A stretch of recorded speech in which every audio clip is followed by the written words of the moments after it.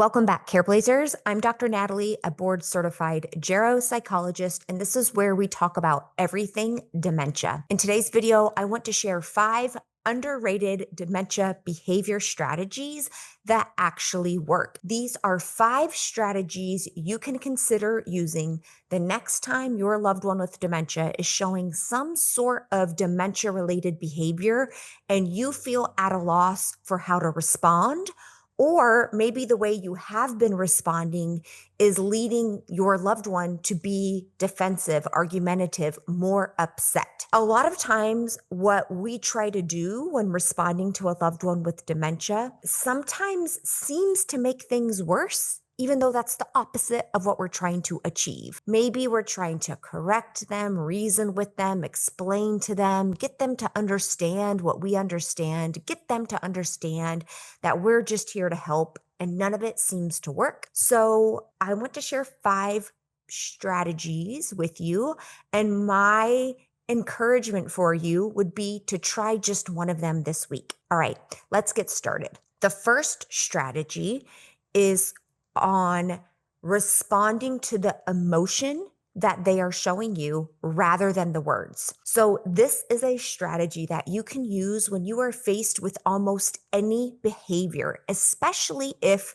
the behavior is something the person with dementia is doing or saying that makes absolutely no sense to you. If the person with dementia is saying something to you and it's not based in reality, at least not your reality, and where it doesn't make sense, if we try to respond to their specific words, we're going to go around and around in circles and it will go nowhere. For example, I once worked with a patient who had dementia, and he believed people were breaking into his home, changing his kitchen cabinets, and leaving. And then the next morning, he'd wake up so upset that they came in again at night and changed his cabinets. This is what we call a delusion in dementia, and it means that you can't provide them with evidence or factual information to show them that what they believe is not true. I could have had a video camera running all night to prove to him that nobody was coming in and changing the cabinets. He would not have believed it.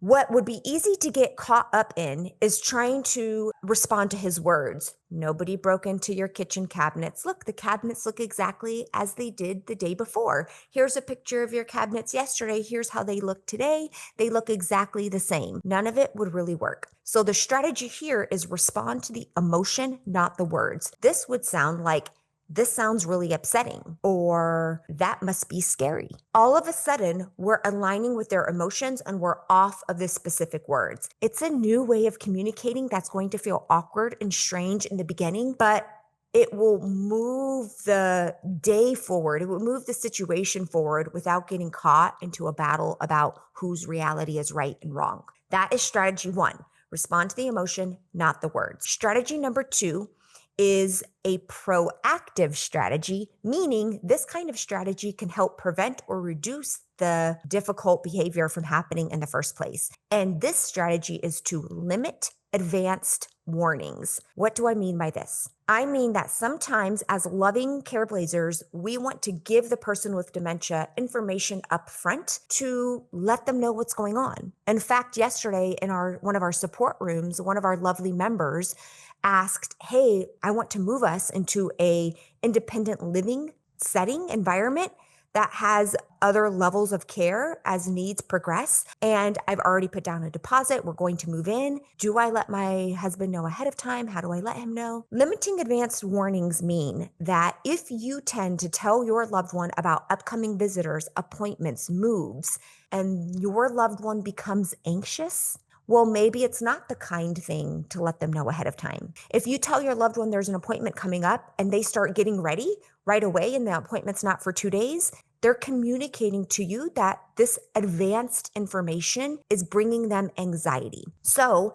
instead of saying, hey, we have an appointment on Thursday, we say, hey, it's time to head out 2 hours before the appointment on Thursday. So we have plenty of time to get ready and things like that. So just do a little check in yourself. Do we think giving them information ahead of time is making them more nervous and upset? If so, consider limiting how much information you give them up front and just tell them when it's time to leave or go. That's strategy number 2. Strategy number 3 is an in-the-moment strategy, something you can try in the moment, which is basically overlook objections. So I once worked with a care blazer whose wife pretty much never wanted to shower or get ready. She'd pretty much always say, "Oh, I already showered." And what he would do is just overlook her objections and say, "Oh, that's fine. I have this one ready for you too." It's almost so simple you think, wait, does that really work? But for him, it really did work. You can hear their objection. "Oh, I'm not really hungry right now. I don't want to eat." "Oh, okay. Well, I made the snack for you too. Here you go." You just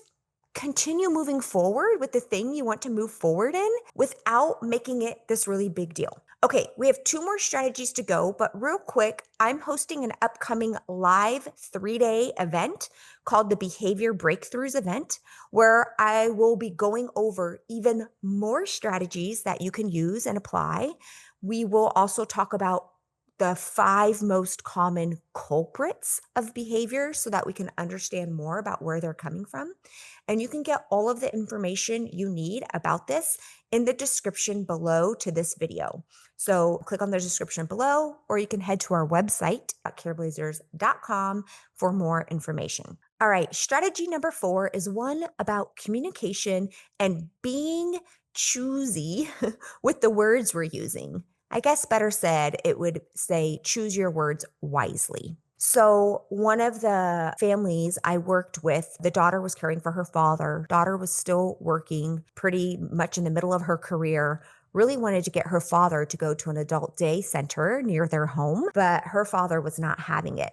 However, her father was always somebody who loved school. He loved learning. He loved assignments. He always talked about his previous education days. So we just changed the word day center to school.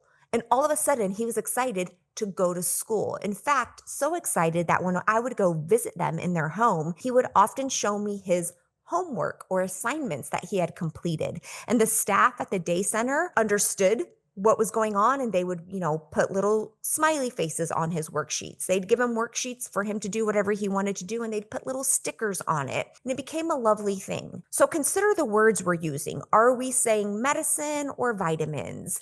Day center or school? Milkshake or smoothie? Are we saying diapers or underwear? What your loved one will respond best to is going to be specific to your loved one, but this is something to consider. Okay. Finally, last strategy, let them do it wrong. If it's not causing them harm, if it's not causing somebody else harm, it doesn't really matter if they're doing it wrong. I once worked with a care blazer whose loved one would take a book and would literally read it upside down. So he'd open it up and start reading it. And she was like, "Do I need to give him a new activity?" But he seemed engaged. He seemed to be enjoying it. In that case, we don't need to correct anything or stop anything. We can just let them do it wrong or do it differently without intervening. It's great for them and it's less stressful for you. Care Blazer, that's what I have for you today. 5 strategies you can consider using when responding to difficult dementia-related behaviors. There are plenty more where that came from. I hope to see you in the upcoming Behavior Breakthroughs live event. I am sending you so much love. See you next week. Bye. Also, Nico gets a belly rub for every person who subscribes from this video. So if you haven't already, click the red subscribe button. It's totally free, and Nico says thank you very much.